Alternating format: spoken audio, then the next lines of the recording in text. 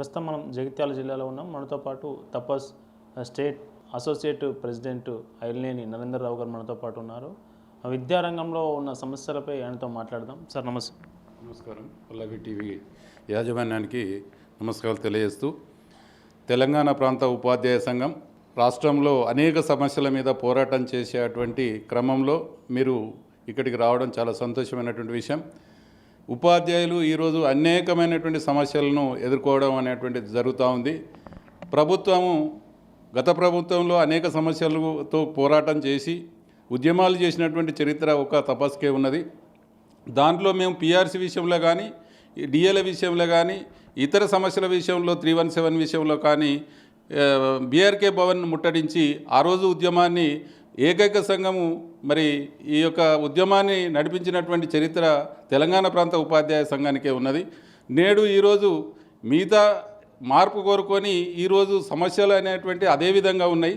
కొన్ని మాత్రం మొన్న సాల్వ్ అయిన అటువంటి వాటికి, ఎందుకంటే పదోన్నతులు అనేటువంటిది ఏళ్ల తరబడి ఉన్నటువంటి పదోన్నతులు ఇవ్వడం, అదేవిధంగా 1వ తారీఖున జీతాలు ఇవ్వడం, అదేవిధంగా పదోన్నతులతో పాటు మరి ఈ యొక్క బదిలీలు చేయడం అనేటువంటిది అదొకటి ఒక కొత్త పరిణామం.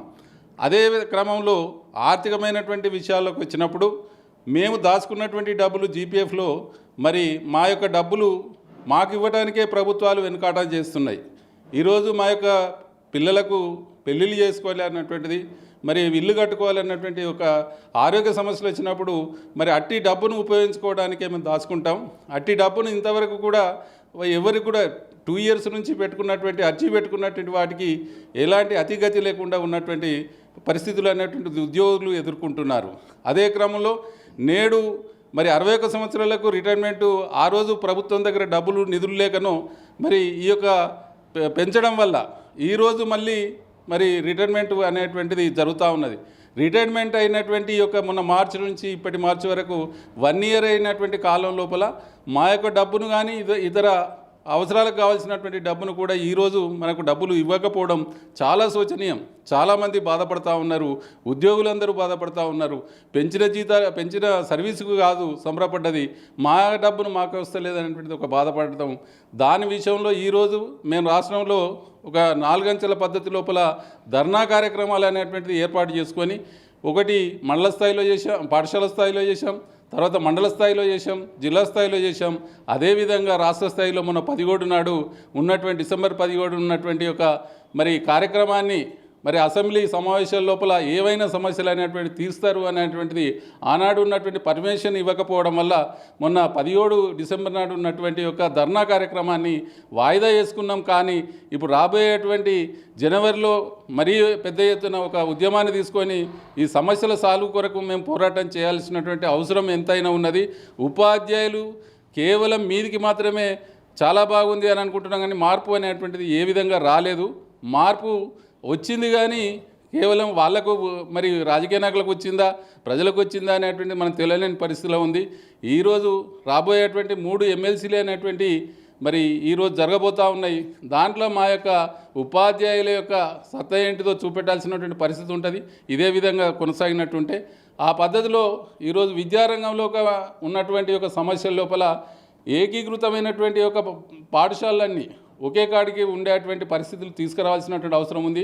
వివిధ కులాల వారీగా, మతాల వారీగా పాఠశాలను ఏర్పాటు చేయడం వల్ల ఇవాళ విద్యారంగం అనేటువంటిది ప్రభుత్వ పాఠశాలలు మూతపడేటువంటి పరిస్థితి వస్తుంది. కాబట్టి అట్లా కాకుండా సమీకృతంగా ఉన్నటువంటి పాఠశాలలు తీసుకువచ్చడం చాలా సంతోషమైనటువంటి విషయం. కానీ ప్రతి ఊర్లో ఒకటి ఒక మండల లోపల ఒక యాప్డేషన్లో తీసుకొచ్చినటువంటి బాగుంటుంది అన్నటువంటిది కోరుతా ఉన్నాం. అదేవిధంగా ఇవాళ ఎన్ఈపీ అనేటువంటి నేషనల్ ఎడ్యుకేషన్ పాలసీ అనేటువంటిది దేశవ్యాప్తంగా కొన్ని రాష్ట్రాల్లో ఇంప్లిమెంట్ అవుతున్నాయి. మన రాష్ట్రంలో ఇంకా ఇంతవరకు కూడా లేదు.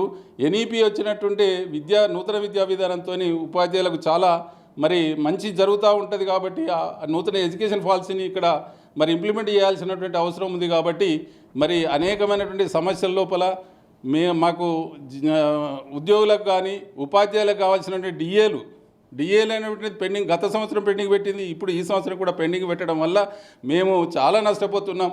మరి ఆ విధంగా పిఆర్సీ ఇవ్వాల్సినటువంటిది జీతభత్యాలు అనేటువంటి కేవలం ధరలకు అనుగుణంగా చేయాల్సినటువంటి ఈ పిఆర్సీనే 2023 నుంచి 1 ఇయర్ నుంచే వాటిని ఇంతవరకు కూడా అమలు చేయలేదు. కమిటీ చేయకుండా అది లేట్ చేయడం వల్ల మా ఉపాధ్యాయులు చాలా నష్టపోవాల్సి వస్తుంది. గత ప్రభుత్వం కూడా మాకు సంవత్సరంన్నర కోల్పోవచ్చింది. ఇప్పుడు నేడు కూడా అదే విధమైన పరిస్థితి ఈ ప్రభుత్వం కూడా తీసుకొస్తుంది. కాబట్టి మార్పు అనేటువంటిది మాకేం లాభం లేదు అనేటువంటి తెలియజేస్తున్నాం.